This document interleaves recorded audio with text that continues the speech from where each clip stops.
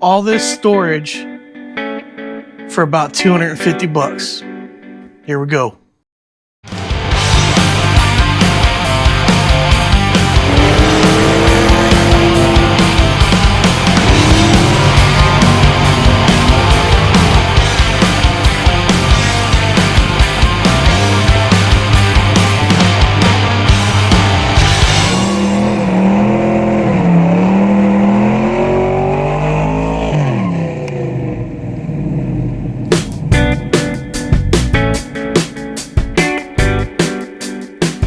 Happy New Year 2025. Today is January 1st, 2025. And well, we had a goal to get the Typhoon running before the end of the year. We didn't make that goal because we got some things to fix, like some rust repair and some stuff like that showed up. That was needs attention. We don't want to, force that, put it back together, all that jazz, and have to repair it again. So, not too upset by that. But 2024 was a really, really good year. In some ways, it was a terrible year in another because I lost my pup and we miss her terribly. But we got to do some traveling. Went to Washington this year. I just got back from Banff, Canada, and Canmore, Canada. Just beautiful, beautiful places to go. Had a great vacation with my wife. I am currently unemployed officially. But that changes on January the 6th as I have a new project. But the good news is, and a lot of you guys may not know, I'm a consultant, and my schedule since October has sucked, and I haven't been able to put out videos weekly like I usually do. But that's going back to a normal schedule, so I'm happy to share that with you guys. I'll be doing a remote Monday through Friday schedule, which should allow me to come out here and have some time in the shop. Now, the shop's busy. There's a lot of stuff going on in here, and I have a whole lot of projects planned this year. First of all, we're going to try to get the Jeep running, driving, and on the road and legal, and try to take that on a little road trip. That's going to be one of the first goals. The other first goal, I say first goal because they're going to be combined. We're going to get the Typhoon back up and running. And then it needs to go to the paint shop. Speaking of the paint shop, this guy over here, probably going to the paint shop. Probably actually going to be painted. Going to be first time I've had real paint on the truck ever. Because even when I bought it, most of the paint was burnt off due to the Mopar paint deep flaws and stuff like that. So, and that was in the 90s. So like, it wasn't even that old. So I'm excited about that. We got a lot of stuff going on, but the shop's a mess. The shop is a mess. We just got stuff everywhere. So we're going to start out this year with a piece of paper. This piece of paper right here that I put together last night, that my friend's dad, Dennis, came over and helped me plan, because we are going to build some shelves. That's what we're doing today. I'm about to go to Home Depot and get some lumber, and when I'll kind of walk you guys through what we're going to be doing, but I'm going to be building a pair of shelves so that we can stack 2 of these yellow boxes side by side, so it would be a total of 4, and then another 4, and then another 4, and then another 4, and then another 4, and another 4, and whatever else we need. We're going to have 3 tiers of storage. We're going to match our aluminum, or sorry, I think they're steel rungs here. And we're going to match those with some 2x4s.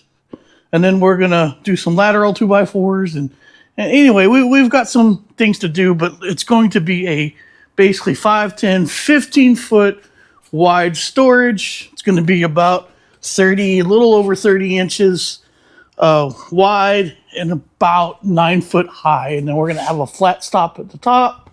That way we can put stuff like fenders and things and get them out of our way. And we're going to get a lot of this stuff picked up and moved.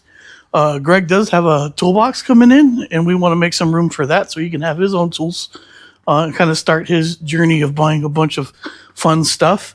But just, there's still a lot of stuff in boxes. I still haven't organized since I've got my stuff done. The shop's a mess. I'm ready to get organized. So that's what I decided. I have this week off. My friend's dad's going to be able to help me, I believe. And this is the priority. Let's get this shelves built. Let's get all this stuff uncluttered, organized in a way that we can and do it well. And then we also have some shelves that we can use for projects, meaning like I can dedicate a shelf for the project that I'm working on. So anything I need to put over there stays in one place, doesn't get lost. That's the goal. We'll see. And this is all my swap meet stuff. Some of it I need to throw away. Some of it I can still sell. But anyway, we got a lot going on. And I'm ready to build these shelves. So I'm going to go to Home Depot. Our math has told us that we're going to need, if you look at this, and there's 1, 2, 3, 4, 5, 6, 7, 8 rungs here, which are going to be 30 inches. So 8, 16, 24, 24 rungs, 30 inches. I think that's 6 2x8 by 10s. And then we're going to do a whole bunch more. We're going to do 19 2x8 by 10s. And then we're going to do 6 3/4 inch plywood. Yeah, it should cover all the bases there. So let me go get some lumber, and I'll be back and we'll get started.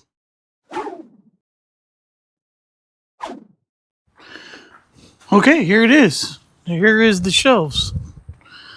Right there. $275 later, and we're looking good. So we got 9 of these 2x4s, and we decided to go with 1/2 inch plywood. So it's 1/2 inch by 4 foot by 8 foot, and well, now just got to get some stuff together and get cutting.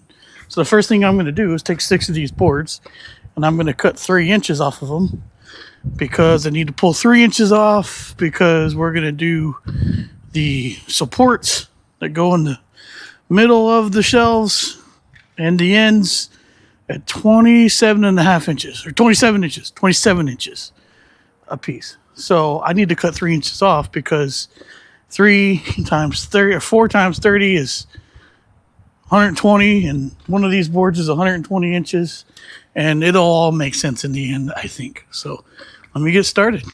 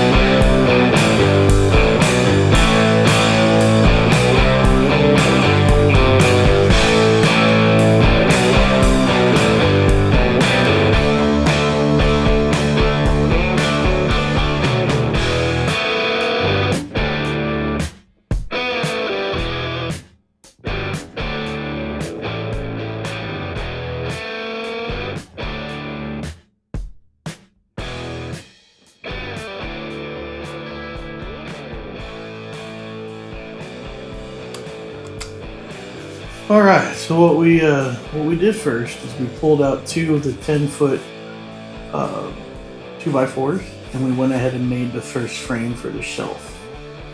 So we put the 27-inch sections in between the 2 10-foot boards. The width altogether is 30 inches. Kind of had some issues with the gun. It hadn't been used in a while, so we had to put some air tool oil in it, kind of get it working again. It was a little stubborn, but eventually we got going and cooking, and made some really good progress. These are 10 foot by 30 inches, like I said.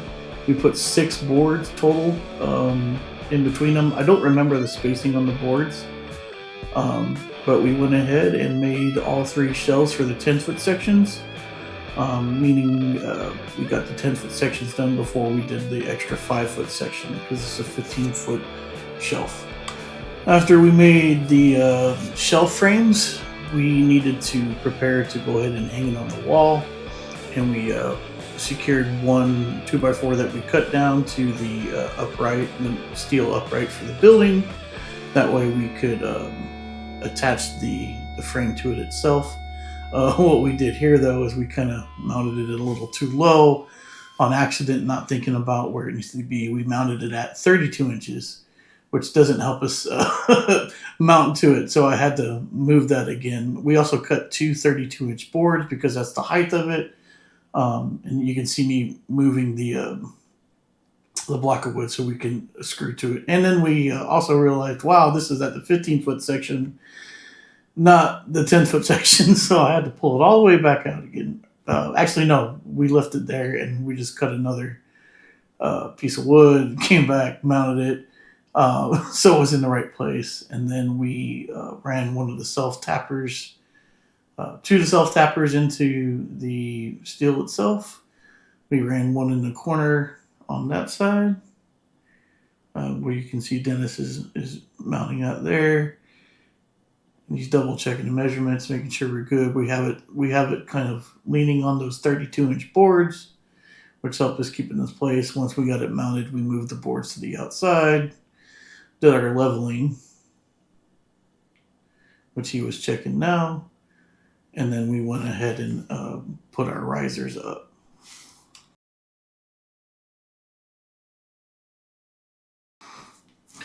After we got the risers in place and got that first section level, those are, I think they're the full 10-foot boards. We had to cut them down, or they're closer to 9. But we went ahead and mounted the second shelf frame the same way we did the first, by using the 32-inch boards to space it out. Kind of got it all up in place, hammered it in. We're putting screws in the corners because we have the room. That's what I'm doing right now. And then after all the screws were in place, we leveled it up, hammered in our risers, and we kept repeating this process until the main frame was complete. Again, the dang gun's fighting us a little bit, but we got it done pretty well. All right, well, I'm doing stuff I probably shouldn't be doing at my age and climbing on things like I'm a teenager, but it's all good. Mounting up the last board here on the metal frame, so we have something to screw to for the last frame for the shelf. Get it all up in place. This was a little bit trickier. Had to kind of get up and get down to get the nailer done, and then climb around. And it was, we put we went ahead and ripped a section of the plywood and put it up so I could climb on it and not be a problem. And then we got kind of everything in place, make sure it looked good.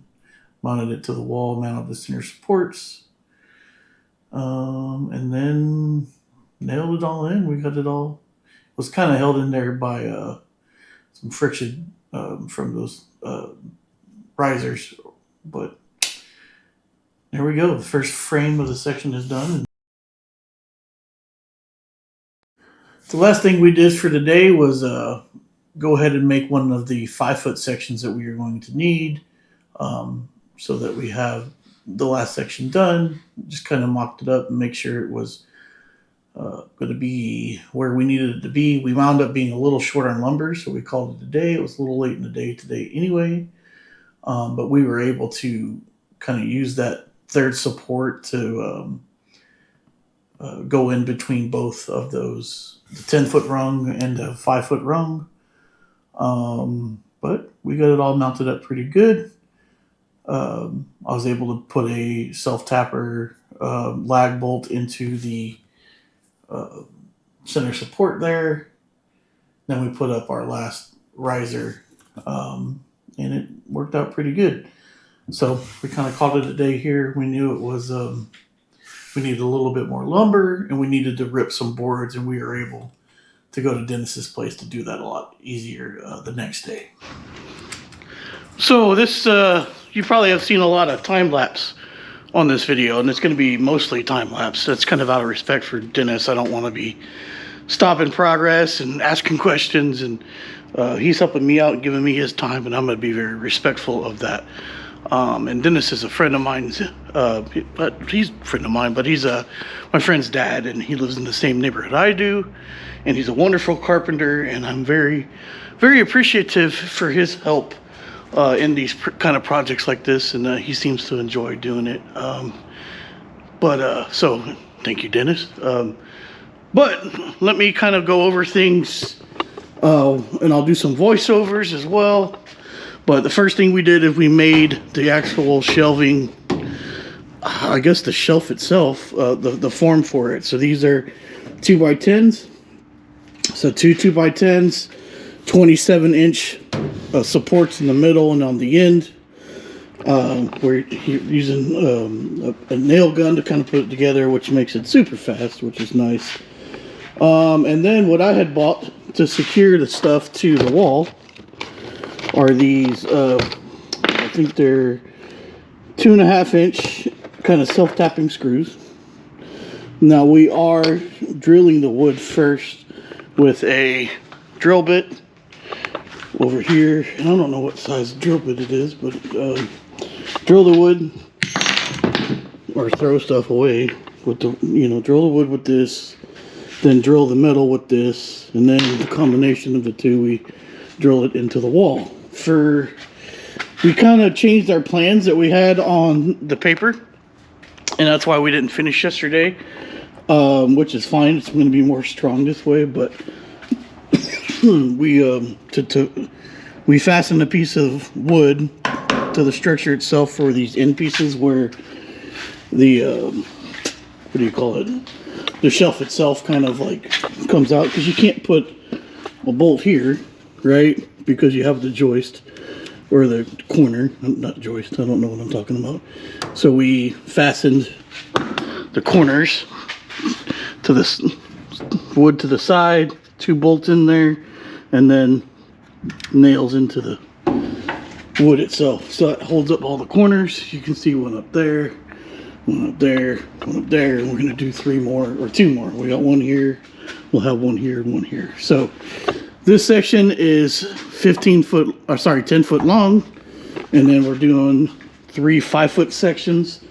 We were able to kind of split the difference here on this log stud. So this is the first shelving section, and this is the second shelving section. And then in the middle, we've got the self-tappers just holding it in there. He said 1 should be fine. I agree with that. And then we have another 10-foot boards that we cut down to about 9 foot. Matching every actual steel girder. So we're going to have 4 of those. So it's going to be 5, 10, 15 foot long. And it's going really, really well. We will probably finish up here shortly. Other than that, we kind of spaced off the wall here because we have a floor steel girder right there, which is still fine. We still got room for these. So my whole goal was to be able to put 4 of the yellow tubs in each section if we needed to. So these are 32 inches off the ground, and then from here to here is 32 inches, and from here to there is 32 inches. So 32 times 3 is, I think it's, I don't remember. I think it's 106.5 total heights, because, these are pretty much 3.5 inches. And then we're going to have a little bit of room that gets to 1/2 inch from the plywood. So, yeah. So if you got a metal building, this is kind of the way to do it. We can make it a little stronger. We can put some supports in between here if we want to. I don't think we're going to be putting stuff that heavy up on here. and I think that's going to be just fine. Especially since those corners are going to be a little bit stronger than this one here, and we're going to have 3 of that kind of style. We also self-tapped into those lag screws is what I call them. They're probably not lag screws. And then I'll probably come back in here on all these sections and throw at least 1 3-inch screw in just to be safe. So here you go. We got 2 more of these to make, and we got to put them up. And I'm gonna go to Dennis's house this morning. I gotta go pick up 3 more pieces of lumber, so that's gonna make 21 10-foot pieces of lumber to do this. There's 1 2 3 4 5 6. Oh, I messed up. 1 2 3 4 5 6 7 8 9 18 27 of the boards. 27-inch boards. There you go. That we need 4 of the vertical supports, and then 1 2 3 4 5 6 of the 10-foot supports, and then this will be a total of 3, right? 5 5 5 5 5 5. So that'll be 3 boards. So we almost have what we need, but we kind of ran out. So I'm gonna go get a couple more boards today. I'm gonna get 3. I'm not even sure if we need 3, but I'm gonna get 3 just to be safe. And like I said, I'm gonna go over. We're gonna go rip these plywood, 1/2-inch plywood. We're gonna rip them down to 30 inches that way, and then they're 8 foot long. And then we're gonna do another. I forgot how long this is. But anyway, we're gonna go cut them down. So yeah, it's going well. It's going well, and we'll be back out here working shortly, and it'll be instantly for you guys.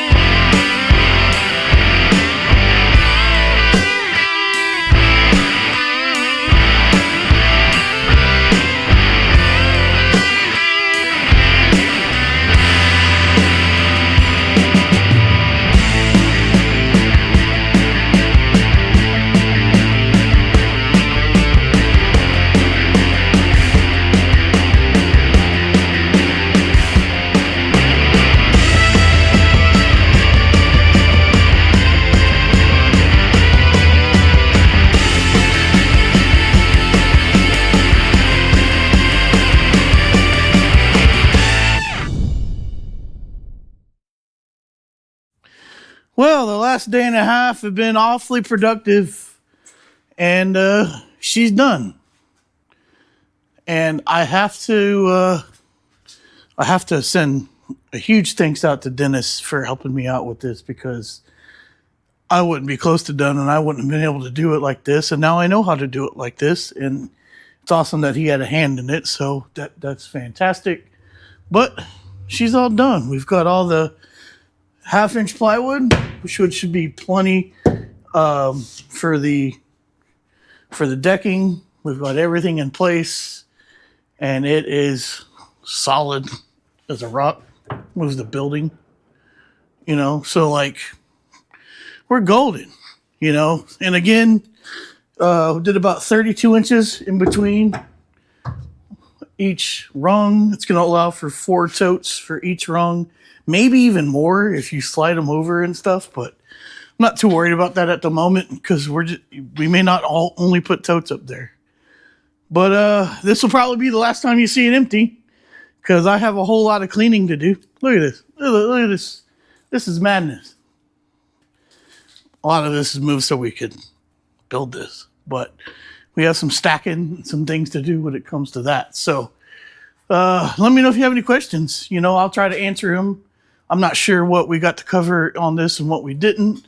Again, these are 2x4 by 10, so we did one 10-foot section and then one 5-foot section. We could have done more, but we need to make room for a toolbox that's coming for Greg. And eventually, which may be another project down the road, and I'll try to catalog it a little bit better than this one. I do want to put a mezzanine or a loft or whatever you want to call it in here. It's going to be on that side over there. So that's going to be a pretty big project, but not for a little while. I'm not ready to do that yet.